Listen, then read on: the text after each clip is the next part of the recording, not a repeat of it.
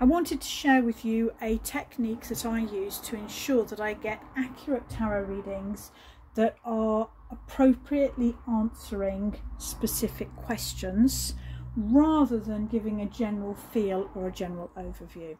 So of course the first thing you need is a question, and I'm going to demonstrate this with a live reading for me because I think real examples are the best way to learn. And so my question is it best that I focus on writing as a part of my business and career?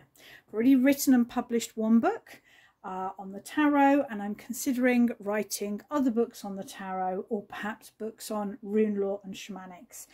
But it takes time, and I need to earn my income from client work and teaching.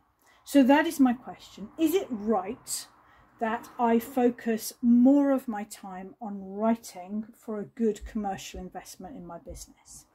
Now, what I do when a client asks a question like that is immediately in my mind, I am thinking, what would be the yes cards? This is not a yes-no spread. This is a 9-card spread, 10 if you include the card at the bottom of the pack. But when a client asks a question, whether it's about romance or moving house, or should I have a baby, or as in my case, should I, write books or focus on writing, I'm thinking, what cards would I associate to be positive with writing? Anything to do with communication, so that would be Judgment or the Hierophant in particular. Any of the strong positive sword cards, because to me the swords is thought, words and the written word. So that might be the Knight of Swords, the Queen of Swords, the King of Swords, the Ace of Swords, perhaps the Three of Swords, which is, speaking from the heart. So communication cards, Judgment and the Hierophant. Positive sword cards. And then, of course, it's a business question. So any of the positive business cards, which for me might be the Ace of Pentacles, the Three of Pentacles, the 8, the 9, the 10 of Pentacles. And the World is almost always a yes card. The Star, the 9 of Cups, it's a wish, it's a hope, it's a dream. They're positive cards as well. Cards that I wouldn't want to be seeing, 5 of Pentacles. 8, 9, 10 of Swords, it would suggest that it would be too worrying, to be too anxious for me. Maybe the 7 of Cups, it's a bit dreamy. Maybe the Queen of Cups, it's a bit dreamy. Perhaps the King of Cups, he's more of a therapist, more of a, counsellor. So in my mind, I'm just kind of compiling a list of positive cards and a list of negative cards. This is before I've turned over a single card. And it helps me to sort of track how negative or positive the reading is. So now I'm going to do the reading. I've shuffled my cards. I've considered my question.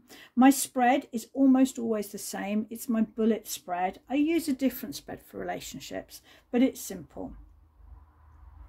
3 cards for the past up to and including the present moment. So this should feel right to you or your client. 3 cards for the present moment, which can also be read as advice. And 3 cards for the future you are creating now. So what I'm looking for is I'm tracking cards that I think will either be pro-writing or anti-writing. First card is the Ace of Pentacles, a really positive card, because bearing in mind we're taking this as a journey that I've already published a book. So I've already got my name out there as an author. So the Ace of Pentacles suggests leaving my comfort zone, and that rewards will come to me if I can leave my comfort zone. So that's really positive. Now we've got the 9 of Cups.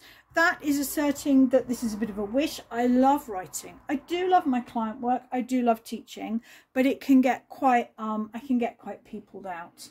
So writing, I find, if I have the time to do it, is quite restorative and quite nurturing actually. But the Page of Swords is overthinking, not having a clear idea. Spot on. I've already started to write about 5 books.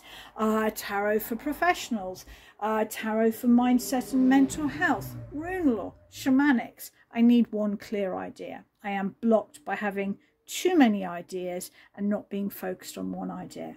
So that's the past up to the present point, and I validate that it's appropriate. So the next 2 cards are advice, and I'm really looking now to see, are the pro writing cards or anti writing cards? Pro, 8 of Pentacles. My question was about writing. It wasn't about workshops. It wasn't about client hours. So a feeling that if I could get organised, I could be really productive with my writing. The World. A feeling that I could be successful if I get productive. And the Queen of Wands. The Queen of Wands is self-confidence. So a feeling of writing about things that I love writing about. When I see the Queen of Wands, it's often the sunflower that I love. Just the one sunflower. It's also an image in the Sun card. And to me, the sunflower is to do with the solar plexus and really doing what we want to do. So perhaps instead of thinking which book is most commercially viable, I should be thinking about which book I would love to write. And then the outcome, and fantastic. So in this spread, the center line is the most important line, and the cards either side add depth, clarity and meaning. Now I have already acknowledged that for me the Hierophant and Judgment are 2 cards that I connect with communication. Judgment because of the horn and the sound. The Hierophant because I think, you know, to me it's about expressing wisdom. It's the teacher, can be the author, mouth of God, bridge to the divine, however we want to express that. He is communicating with these 2 monks. So that would be a really positive card. Now, just because I flagged that up as a card I want to see, doesn't mean I don't then read the card. So, you know, the flagging is just allows me to get an instant feel of, is this a positive reading likely to be saying yes, or a negative reading suggesting that the question isn't right or what I'm hoping to achieve isn't right. Another card that I've already flagged as a positive card for writing, because all of the Suit of Swords I believe can be about the mind and the words, but now I really want to look at the difference between the Page of Swords, all these birds in the air, can't see the sword, being overwhelmed, overthinking and scattered, to the Knight of Swords where the sword is ahead. There are still several birds. I'm probably always going to be the kind of person that's reading 5 books and writing 5 books, but being committed to one book, one idea. And the Three of Wands, one of the few minor arcanas I think that is really, apart from the aces, which is a completely positive card. You know, even Arthur Waite describes this as, you know, a universally successful card. It is success through hard work. So when I look at this now, I can see a really positive timeline. I can see the fact that this is a dream, that I've already had initial success, but that I'm overthinking it. I can see that I need to become systemized and organized, that I need to believe I can do this, and that I need to really step into doing it the way that I want to and writing it my way. And the outcome is that my books can, you know, share my message and be understood. I love the Hierophant. I've always loved the 2 keys here, the keys to heaven, referenced in the white lilies here, and the keys to earth, referenced by the red roses here. And I've always felt with my books, I want them to be complete. I want my books to give you everything that I know about the topic that I'm writing about. That's really important to me. The Three of Wands, success. The Knight of Swords, I'm always going to overwork. It's part of who I am, but I think I will enjoy it. I always turn to the card at the bottom of the pack just for clear advice. The Ace of Swords. To me, the Ace of Wands, my bad. The Ace of Wands is very much connected with the crown chakra. I'm a shaman as well as a tarot reader, so perhaps I need to get my left brain out of the way and allow myself to write more intuitively.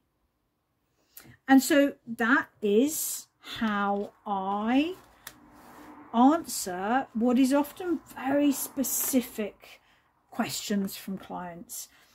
I should probably put my book in the picture so you can have a look. That's the book that's already published. You can get it from Amazon, any online bookseller, or myself. But I'm probably quite unusual in that I am quite happy for clients to ask really specific questions. Obviously, if someone's asking a legal, a financial, or a health matter, I check in that they are also getting advice from the appropriate professional. That's really important.